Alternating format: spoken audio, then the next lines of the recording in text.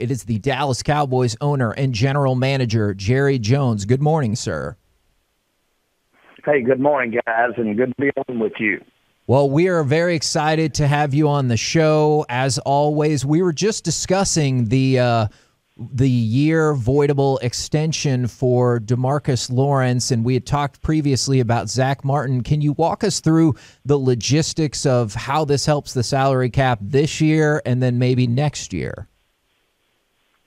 Not really in depth, but what you're able to do is defer, which extends out usually on these exceptions in the contracts, and you're able to extend those out, mitigate some of the salary this year, and put it forward into next year.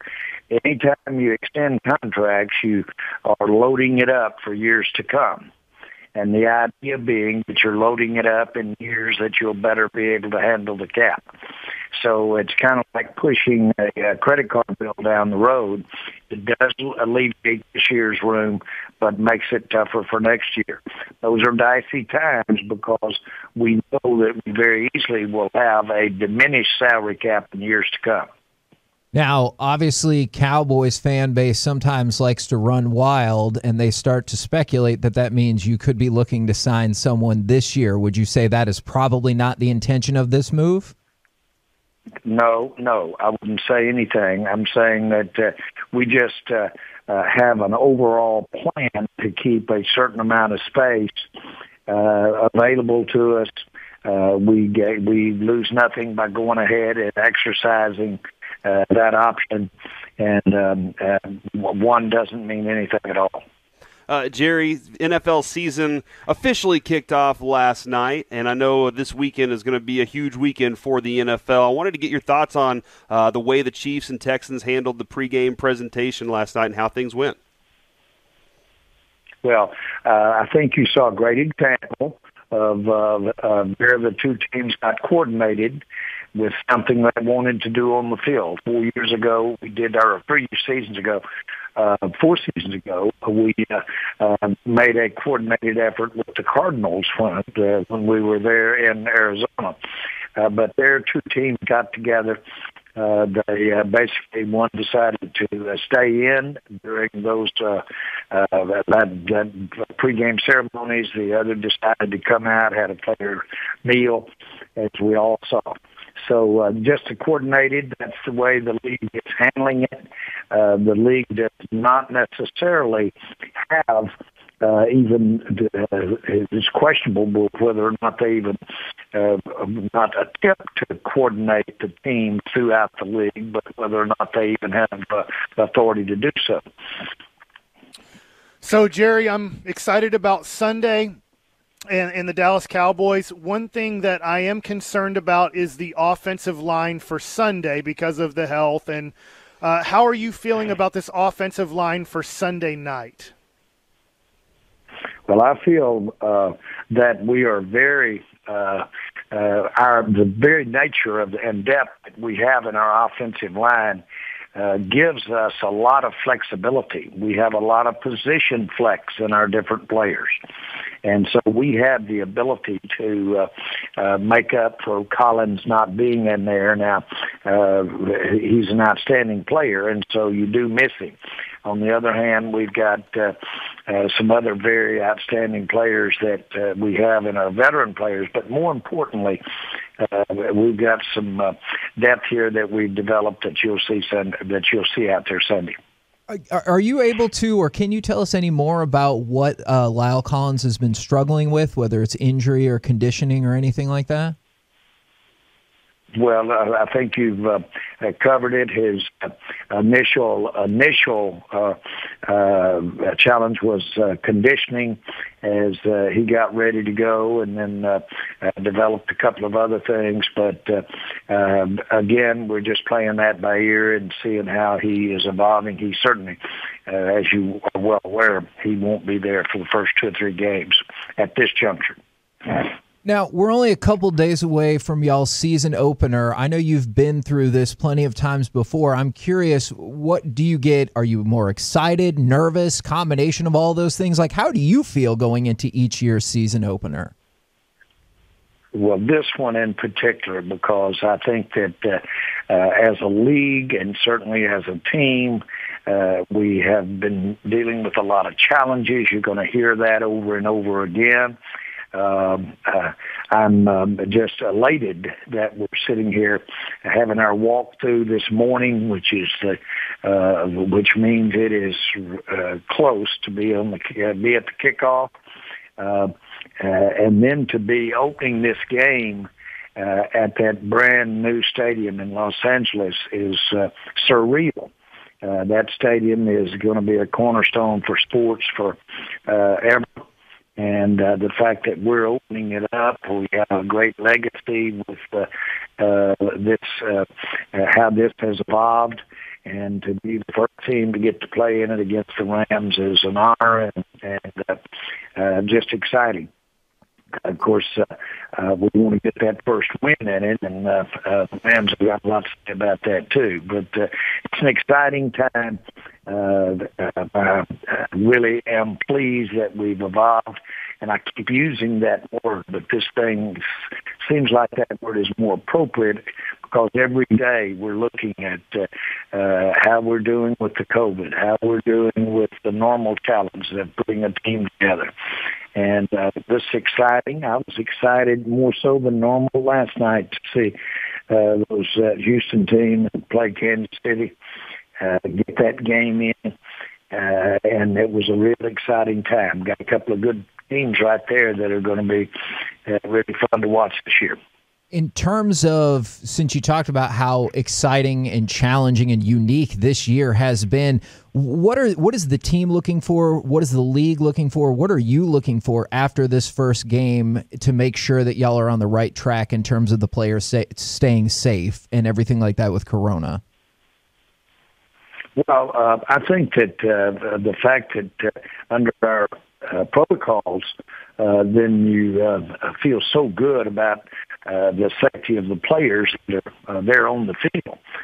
We just had an inordinate amount of testing, more than any of us could have ever envisioned, for both teams. And, of course, people have gotten used to the protocols. And so that you can rest assured that people that are on the field, the people that are involved or have been well evaluated, tested, if you will. And again, you just have to feel good about that aspect of it. 2 months ago, 3 months ago, a lot of that was up in the air. It's just great to see that. And what I'm excited as an overriding aspect of this thing is we're here. We're on time. Our season has kicked off. The NFL is playing. And I don't know about you, but that to me, that was a great presentation last night, even though it had a limited audience. It really didn't necessarily feel like it was that far away from normal times. And I think that had everything to do with the way those teams played the game. At the end of the game, at the end of the day, the game ruled the night, and we had a really outstanding game, and that's what we want every weekend for the NFL. Jerry, we've seen some pretty guarded quarterbacks here in Dallas. Troy, Tony, they've been reserved with some of the things that they've done. And I'm wondering if you've ever seen those guys open to discussing topics the way that Dak has been, whether it's like social justice or mental illness, whatever it is. He always seems very aware and very open to having conversations about more than just on the football field. You know, Dak's willingness to be transparent and share his difficult times and share it with such stature, with class. You just always are going back to that word leadership. You just can he has a way of communicating. And when you look at what has happened in his young life, what he did at Mississippi State, what he did for Mississippi State, it says it all. There's a statue there at Mississippi State. When do you see that? in this day and time right. for a former player.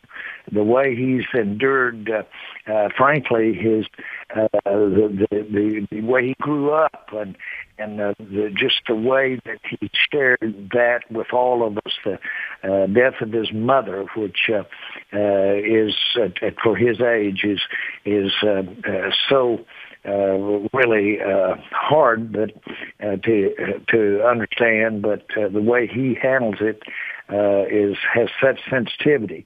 His ability to, as a fourth-round draft choice, to have that kind of at that draft, and then turn out there and win 13 games as a rookie, and then this past year losing another brother. My point is, you have a way. He has a way of sharing his experiences that just attract the people to him, and it's not just his teammates. He's extremely gifted as a leader, and a part of it is a part of what we're talking about today. It's the fact that he can articulate, that he shares his foibles, not foibles, but his vulnerability. Given all that, and given how much you care about this team and these players, does it frustrate you at all when people like Skip Bayless or whoever come out and say, you shouldn't be sharing that stuff, it shows your weakness? Oh, I think that let's put it in perspective there, and we all know that Dak's integrity and his courage and his character, and we all are proud of that for the Dallas Cowboy organization. And we know that any time, this day and time, between regular programming, regular assessment of our team, and then what goes on with social media, I'm sure we all put that in perspective too. But this is a great example. This is such a humanizing aspect to see Dak this way, so humanizing that anything else doesn't have much substance to it, frankly. Any commentary, any assessment. Dak's talking about real life and inner thoughts, and the other stuff, the static outside, is paled in comparison to Dak's message. Well, Jerry, I think everybody wants to hear you say, "Let's go kick some ass on Sunday," something like that. Is that the message you want to put out there for everybody right now? Well, I want to be sure and put it in proper perspective. But it is Los Angeles, and it is the dawning of a new day in as great a stadium in the entertainment capital of the world. And we really do know that at the end of the day, these players are going to go out here, and it's physical, and it's about who's got the best team out there and who can kick each other's what. I'm not going to go into. For some reason, I don't feel like saying that this morning. Gotcha. I hear you. Jerry, one of the things is we loved your draft, and usually guys will talk about after the game, usually a guy like Chris Arnold is in there interviewing the guys, and they'll talk about how nervous they were just after their first ever preseason game in the NFL. So none of your rookies get to play in a preseason game at all. They're going to have to go to Los Angeles. I know there's no fans, but what's your thoughts and feelings on guys like CeeDee Lamb and Trayvon Diggs that are probably going to have to play a lot of snaps Sunday night? There's no question they'll play a lot of snaps, God willing, that they will play a lot of snaps. And as it turns out, both of them obviously have been before big crowds before. They got that experience in college, but and before national audiences as well. But there's really one thing about football, frankly, and that is at the end of the day, it's the guy you're competing against out there. It's what's in front of you, and it's very physical. And so the reality of it comes pretty fast. And then you kind of lose track of what other than I've got to think about what I'm supposed to do, my assignment, and think about whether I've beaten the guy that I'm supposed to in front of me. So this will get them focused on their assignments and focused on trying to beat the guy in front of them real quick. Having said all of that, the idea that there'll be as many people watching, many people celebrating that new stadium and the kickoff of the season has to be an energizer. It has to be it is a motivator. And I just can't imagine what it could take you to if you really do realize the millions that'll be watching and expectations of what they're going to see. So I think it works positive, very positive for any rookie to walk out and have a Cowboy uniform on and be playing in front of the nation, which they will be there on Sunday night. Thank you so much for your time, Jerry, and we are all also hyped up for Sunday night. Just go get them. Thank you, guys.